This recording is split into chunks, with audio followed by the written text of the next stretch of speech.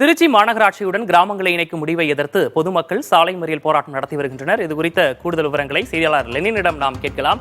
Lenin, எந்த பகுதி மக்கள் இந்த போராட்டத்தில் ஈடுபட்டிருக்காங்க? அவங்க சொல்லக்கூடிய வலியுறுத்தக்கூடிய விஷயம் என்னவாக இருக்கு?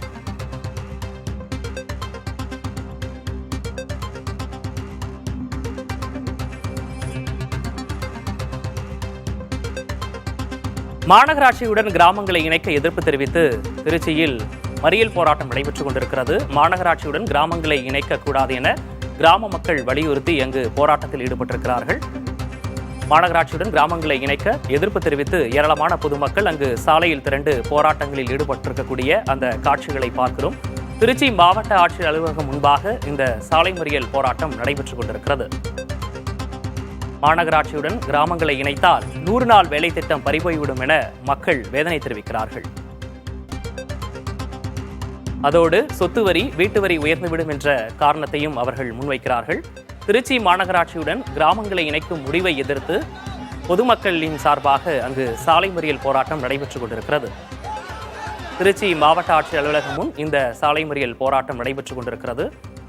ஏராளமான பெண்கள், முதியவர்கள் என அப்பகுதியைச் சேர்ந்த ஏராளமான மக்கள் அங்கு திரண்டிருக்கிறார்கள்.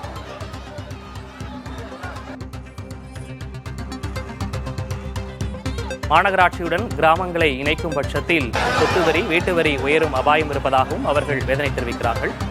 அதோடு 100 நாள் வேலை திட்டம் பறிபோகும் நிலை ஏற்படும் என்று அவர்கள் வேதனை தெரிவிக்கிறார்கள்.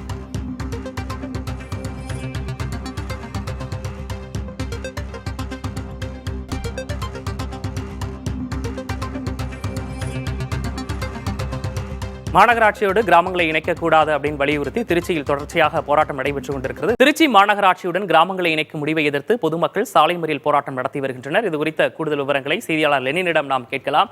லெனின், அவங்க பல்வேறு கோரிக்கைகளை முன் வச்சு இந்த போராட்டத்தில் அவங்க முன்னெடுத்திருக்காங்க. எந்த பகுதியை சேர்ந்தவங்களா அங்க இருக்காங்க?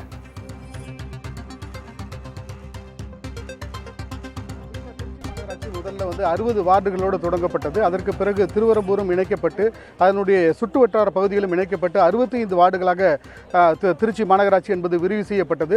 தற்போது 65 வார்டு உறுப்பினர்களை கொண்ட மாநகராட்சியாக இயங்கிக் கொண்டிருக்கிறது.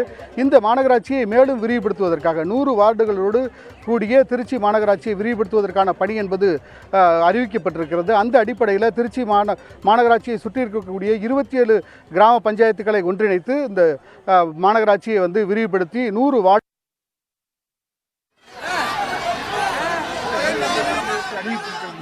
அதே போல நகராட்சிகளை மாநகராட்சியாகவும், பேரூராட்சிகளை நகராட்சியாகவும், கிராம பஞ்சாயத்துகளை பேரூராட்சியாகவும் தரம் உயர்த்தி தமிழக அரசு அறிவித்திருக்கிறது.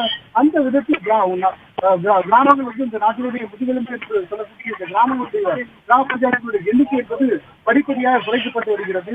எனவே கிராமத்தையும் மக்கள் தொகை அதிகரித்தால் கிராம பஞ்சாயத்துகளுடைய எண்ணிக்கை அதிகப்படுத்த வேண்டும் என்பதுதான் இந்த பகுதி மக்களுடைய கோரிக்கையாக இருக்கிறது. குறிப்பாக திருச்சியில அளவுக்கு பகுதியை சேர்ந்தவர்கள் போராட்டம் நடத்தாங்க.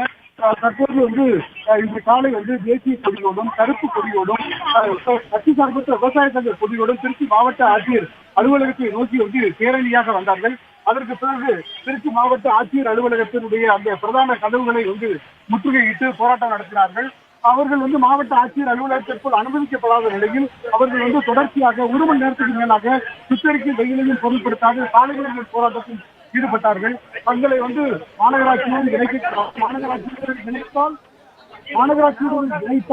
எங்களுக்கு சொத்து வரி, குடிநீர் கட்டணம் அரிசிக்கு மாநகராட்சியுடன் எங்களை இணைக்கக்கூடாது. குறிப்பாக 100 நாள் வேலைவாய்ப்பு திட்டம் என்பது எங்களுக்கு பறிபோய்விடும். எனவே எங்களை மாநகராட்சியுடன் இணைக்கக்கூடாது. எங்களுக்கு விவசாயிகளுக்கும், விவசாய கூலி தொழிலாளர்களுக்கும் குறைந்தபட்ச ஆதாரமாக இருக்கக்கூடிய அந்த 100 நாள் வேலைவாய்ப்பு திட்டத்தை பாதுகாக்கக்கூடிய வகையிலும், எங்களுடைய பொருளாதார வாழ்வாதாரத்தை பாதுகாக்கக்கூடிய வகையிலும் இது கிராம பஞ்சாயத்தாக தொடர வேண்டும் என்று வலியுறுத்தி 1 மணி நேரத்துக்கு மேலாக சாலை மறியல் போராட்டத்தில் ஈடுபட்டாங்க. அதனால் இந்த பகுதி முழுவதும் போக்குவரத்து என்பது பாதிக்கப்பட்டது. அதன் பின்னால் மாவட்ட ஆட்சியர் அலுவலகத்தினுடைய கதவுகள் திறக்கப்பட்டு பொதுமக்கள் உள்ளே அனுமதிக்கப்பட்டிருக்கிறார்கள்.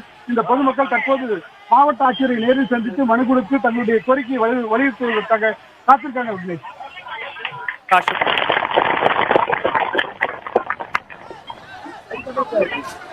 ஜெய் லெனின்.